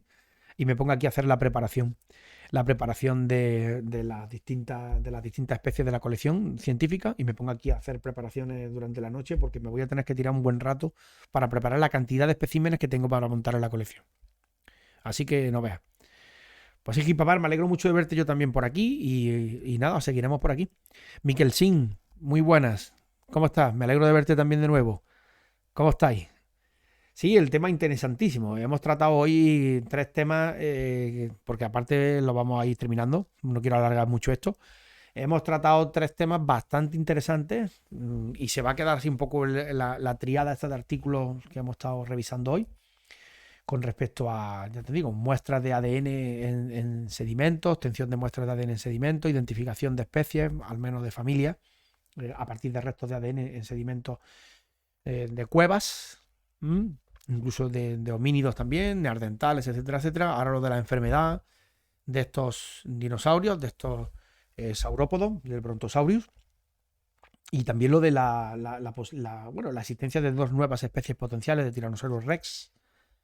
También muy interesante, porque siempre se había pensado, como por hacer un poco un resumen, que había una única especie de tiranosaurios, que era el Tyrannosaurus Rex, y sin embargo ahora por determinado estudio de morfología en los huesos y a nivel también de los incisivos, de distintas muestras y a distintos niveles en cuanto a los estratos donde se han obtenido los fósiles, parece ser que deberíamos de hablar de al menos 3 especies de Tyrannosaurus en el género, bueno, y es algo bastante interesante, siendo el género que es, ¿vale?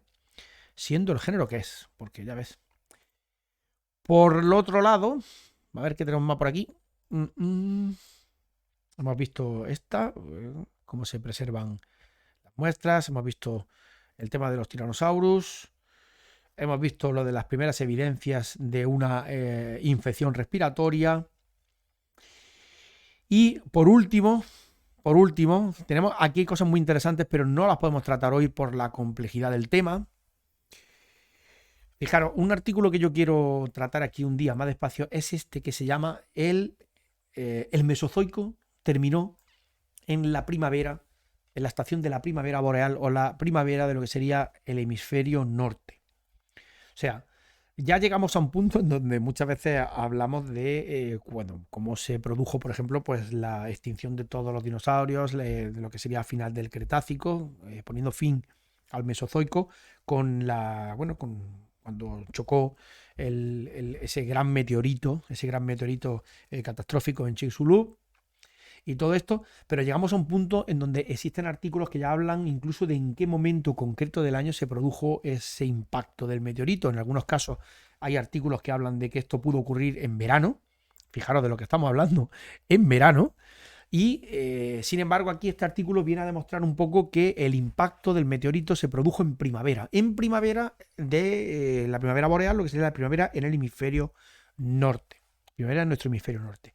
Y viene a demostrar un poco con una serie de pruebas cómo con el estudio se demuestra esto, ¿no? Y entonces es un tema un poco complejo porque de hecho de aquí he sacado el artículo, he sacado distintos tipos de cosas como son las esferas de impacto, qué son esas esferas de impacto, la importancia que tiene, por ejemplo, el estudio de los isótopos en este tipo de trabajos, concretamente el isótopo del carbono 13, y algunas técnicas y aplicaciones también de isótopos ambientales en un libro que veo muy interesante también pasaros por aquí, y este tema es muy complejo y nos llevaría prácticamente un programa.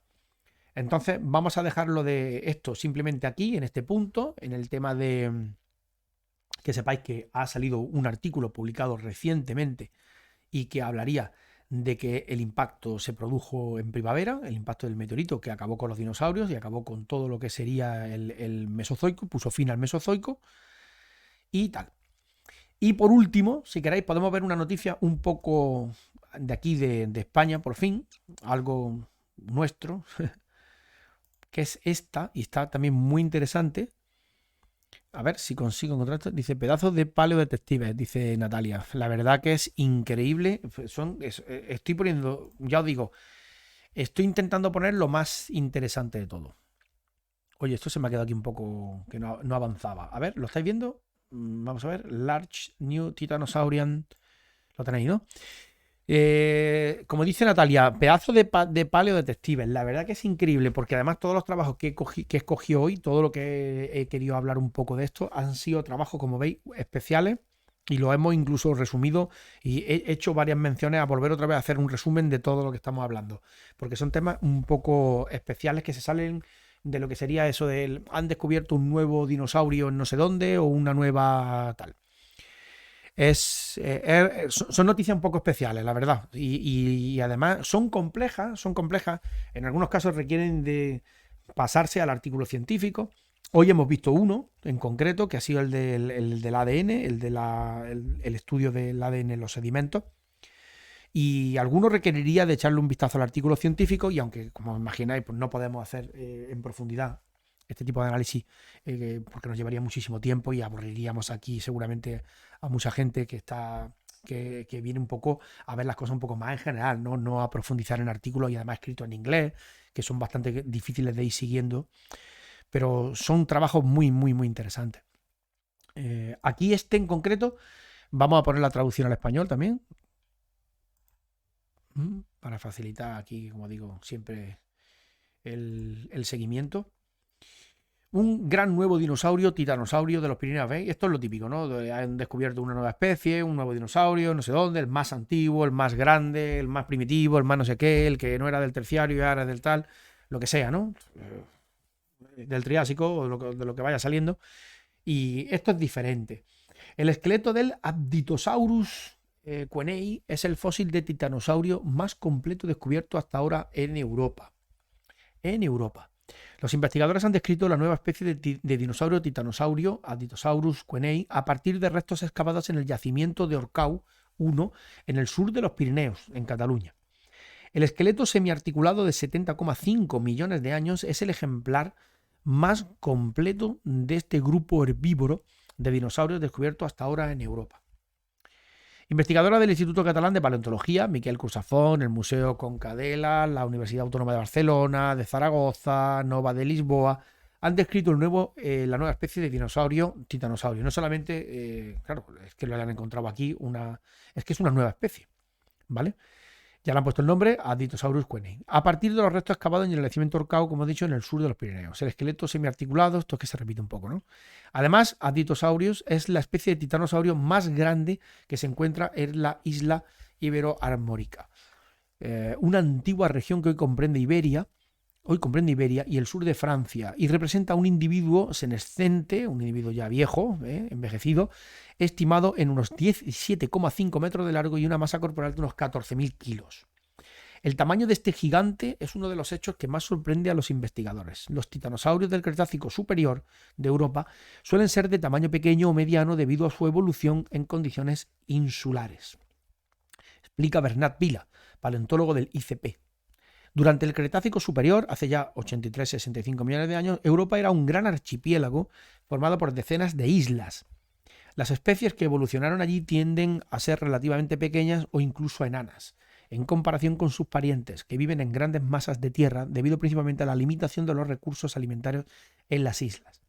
Fijaros cómo relaciona el tamaño de las especies con el tamaño del sitio, del espacio geográfico en el que se encuentran y en la limitación de los recursos, Es un fenómeno recurrente en la historia de la vida de la Tierra. Tenemos varios ejemplos, además, a nivel mundial en el registro fósil de esta tendencia evolutiva. Por eso nos asombró las grandes dimensiones de este espécimen.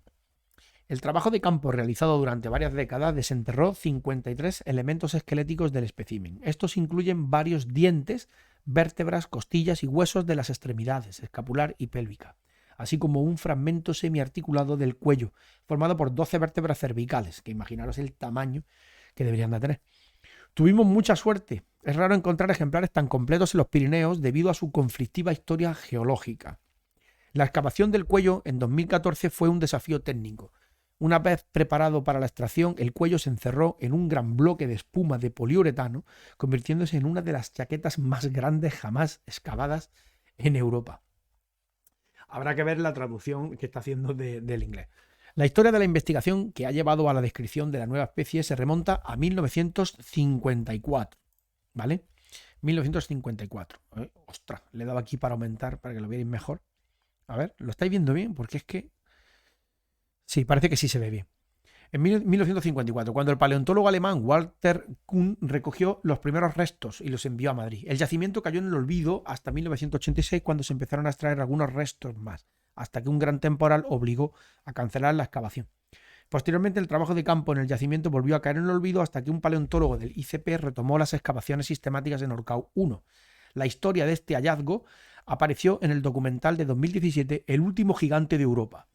El nombre genérico Apatosaurus significa reptil olvidado y el epíteto específico quenei es un homenaje a su descubridor, ¿vale?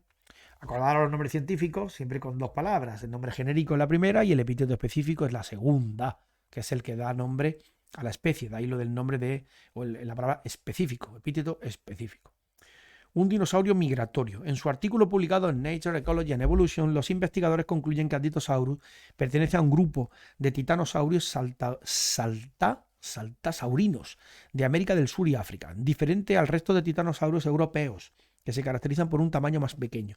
Estos autores plantean la hipótesis de que el linaje de Apatosaurus llegó a la isla Ibero-Armórica aprovechando un descenso global del nivel del mar, que reactivó antiguas rutas migratorias entre África y Europa. Intentan también darle un poco de explicación a las diferencias de tamaño y a la tendencia evolutiva que estaba comentándose al principio, ¿no?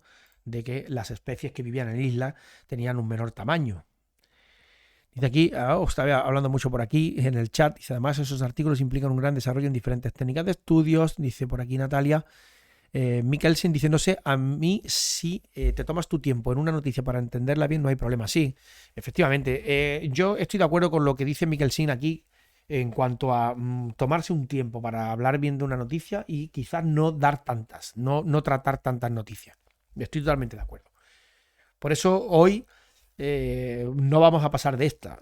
Frente a otras veces que hemos, yo qué sé, hemos estado leyendo 7, 8, 10 noticias, que parecía que lo interesante era hacer un repaso rápido a la actualidad. Y aquí no, que va. Yo creo que es más interesante también centrarse un poco más en los trabajos e incluso si hay que hacer alguna lectura de un artículo, pues se hace, sin problema. Sería bonito ver su traslado, que habéis puesto muchas cosas en el chat, estoy leyendo. Sería bonito. Dice, si solo se encontró uno, podría ser un caso de gigantismo. Eso también le pasa a los animales, creo. Uf, ya habéis escrito cosa por aquí. Bueno, un caso de gigantismo, pues no tengo ni la más remota idea. La verdad que puede ocurrir, ¿no? Puede haber un caso. Fíjate que en el caso, por ejemplo, del estudio de los tiranosaurios Rex, estaban hablando, por ejemplo, de que había diferencias en el tamaño y en bueno, no en el tamaño, sino en la robustez del fémur, y hablaban de que la diferencia que había entre la robustez del fémur de los huesos encontrados en un estrato frente a los otros eran tan diferentes que, digamos, hacían descartar la posibilidad de que fuera algo, una variación intraespecífica o dentro de la propia especie, como algo ya demasiado raro, ¿no? Una variación demasiado grande, demasiado grande. Pero bueno, es cierto que sí, que puede ocurrir, que también hay casos de gigantismo también en algunas especies, por supuesto, incluso hoy en día puede existir también determinadas especies o individuos de una especie que tienen un tamaño un poco más irregular. Pero bueno, normalmente si ya es raro encontrar especímenes fósiles de determinadas especies, ya encontrar también con el caso más raro creo que sería un poco más complejo todavía. La probabilidad creo que sería todavía más baja. En fin, es un poco, ¿no? Pero claro, eso ya es un poco de lucubrar y ya me entiendes. Un poco de lucubración, más que nada. A ver, que me pierdo por aquí. Bueno. Bueno, lo que sí es curioso y lo que sí hablan ellos aquí, y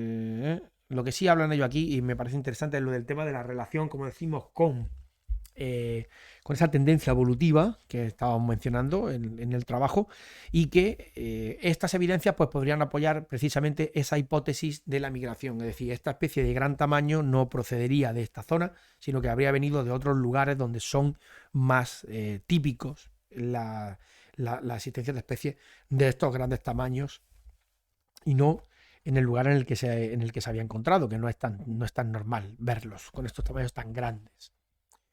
En el mismo sitio hemos encontrado cáscaras de huevo de especies de dinosaurios que se sabe que habitaron Gondwana, el continente más austral. Y bueno, voy un poco a demostrar también que no solamente sería este caso, sino que ha habido otros movimientos migratorios también de otras especies. El nuevo hallazgo es un gran avance en la comprensión de la evolución de los dinosaurios saurópodos a finales del Cretácico y aporta una nueva perspectiva al rompecabezas filogenético y paleobiogeográfico de los saurópodos en los últimos 15 millones de años antes de su extinción. Fijaros qué curioso que muchas veces cuando hablamos de fósiles y todo esto, hablamos de taxonomía, de la identificación de nuevas especies, del tema de filogenética, pero también lo del tema de la paleobiogeografía es muy interesante, que es el estudiar un poco la distribución que tenían estos animales en el pasado, que estudiaría esto que podríamos llamar como paleobiogeografía. ¿Qué más tenemos por aquí? Durante el Jurásico y el Cretácico, Iberia fue el punto de conexión entre Eurasia, África y América del Norte. Estudiar cómo Aditosaurus se relaciona con la fauna de estos continentes nos ayuda a comprender cuándo hubo conexiones entre ellos y cuándo se aislaron. Todo lo que digo, biogeografía. Los titanosaurios son un grupo de dinosaurios, ahora vamos a ver algunas imágenes, dinosaurios saurópodos que se vuelven muy diversos y abundantes en los ecosistemas terrestres del Cretácico. Todos ellos eran cuadrúpedos y fitófagos. Los titanosaurios tenían un cráneo pequeño y puntiagudo, con pequeños dientes en forma de uña que se usaban para arrancar la vegetación. Su cuerpo era robusto, con extremidades anteriores más cortas que las posteriores y el cuello y cola largos. Algunas especies lucían una piel cubierta de placas óseas denominadas osteodermos, que pudieron haber servido como escudo protector o reserva de calcio. Los yacimientos paleontológicos del Pirineo catalán han proporcionado fósiles de dinosaurios excepcionales durante el último siglo. La investigación es especialmente significativa, ya que su registro fósil incluye las últimas faunas de vertebrados, incluidos los dinosaurios no aviares, que vivieron en Europa justo antes del evento de extinción global que tuvo lugar hace 66 millones de años. Por darle fin a esto, vamos a ver titanosaurios. A ver si podemos ver también, porque algunas imágenes ya podéis. Aquí lo tenéis, por ejemplo. Como he dicho anteriormente, no vamos a poner fuentes que me lleven al bloqueo de los vídeos. Lo he comentado también durante la charla de hoy, que ha habido varios bloqueos de YouTube. He ido a subir los vídeos luego a YouTube para que se quedaran aquí ya. Y bueno, para el que quiera hacer luego una revisión, le echarle un vistazo. Y ha habido varios vídeos que han quedado bloqueados totalmente como consecuencia de algo de música, algunos segundos simplemente de música, o algún vídeo que hemos puesto cuando hemos estado tratando este tema. Entonces, pues voy a intentar no poner nada que pueda bloquearnos el vídeo, porque vaya tela marinera. Bueno, aquí tenéis una imagen más o menos, una reconstrucción de lo que serían estos titanosaurios, el tamaño, estos saurópodos gigantes, extremidades súper potentes, una masa corporal tremenda, cuellos y colas larguísimos, ¿vale? Y mira, por aquí va un adárquido volando, un pterosaurio. Probablemente parece un adárquido.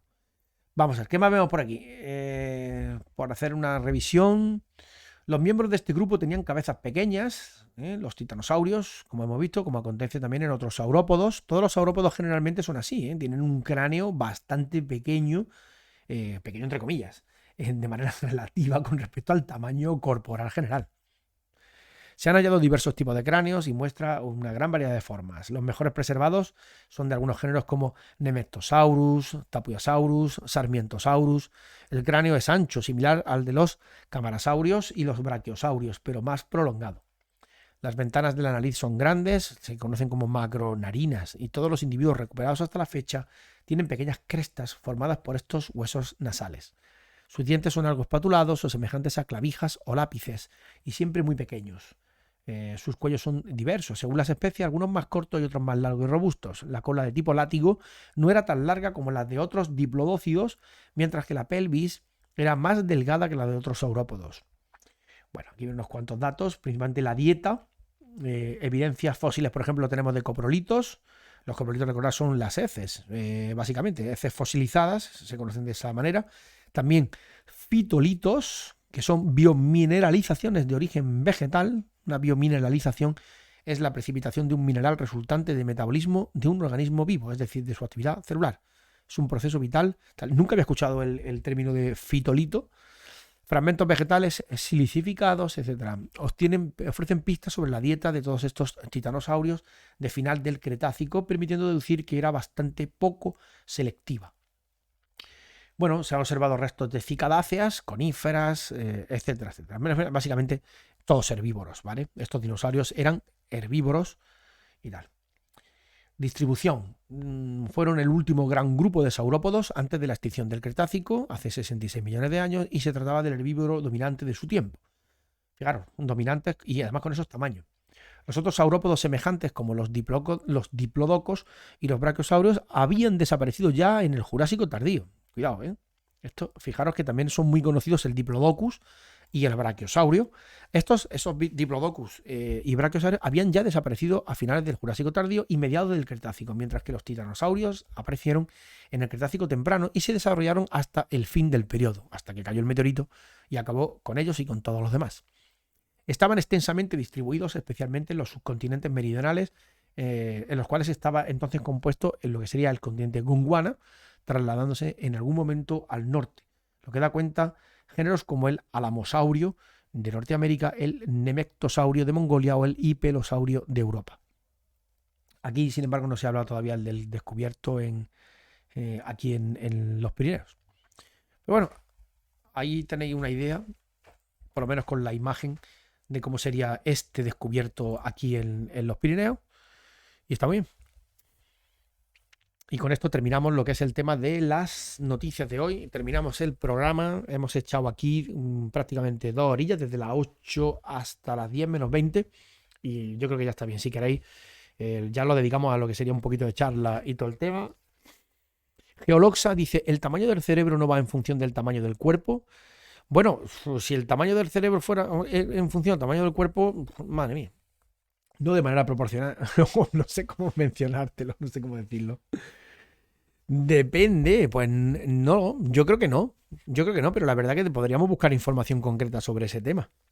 Es verdad que existen animales con un cuerpo bastante pequeños, de manera relativa siempre en comparación con otros, que tienen cerebros bastante imponentes para el tamaño que tienen, y hay otros animales que sin embargo tienen tamaños muy grandes y los cerebros son bastante pequeños para lo que podríamos esperar, ¿vale?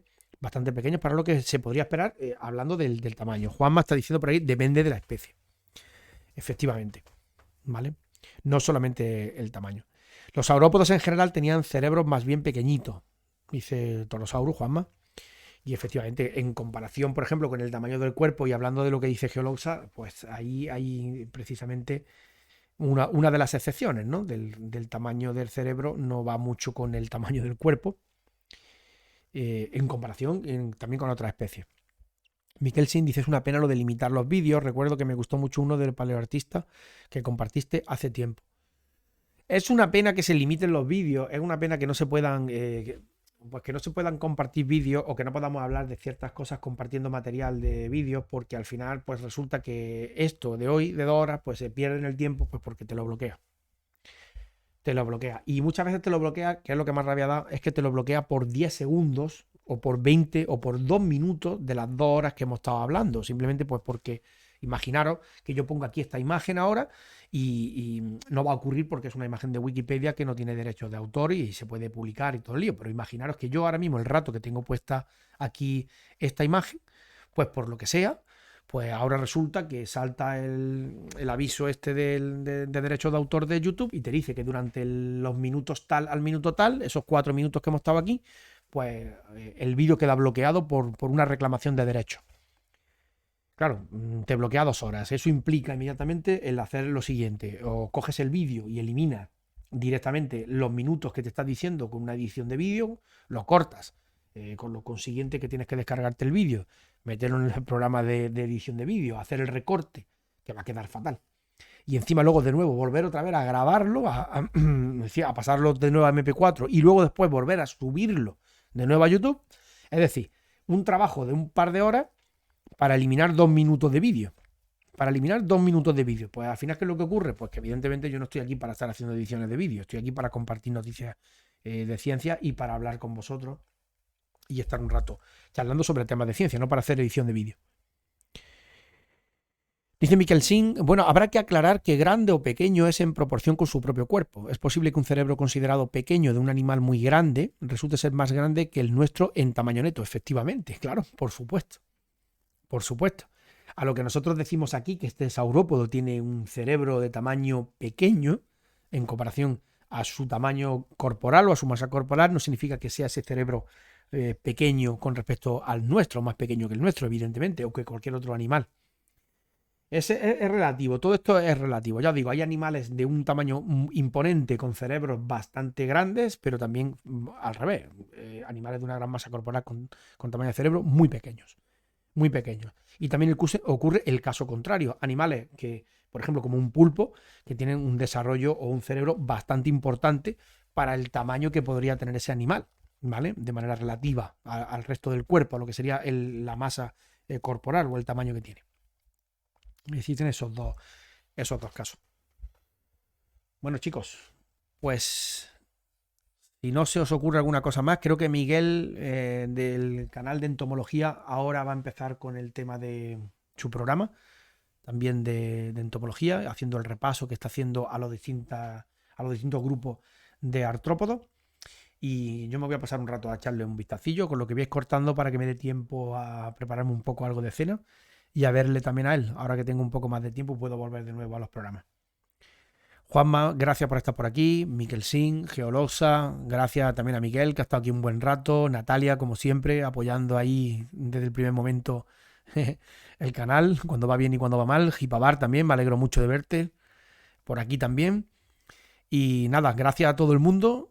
Nos vemos próximamente porque hablaremos de más cosillas, ¿vale? Estoy preparando más temitas y todo esto y voy cortando por aquí. Un abrazo a todo el mundo.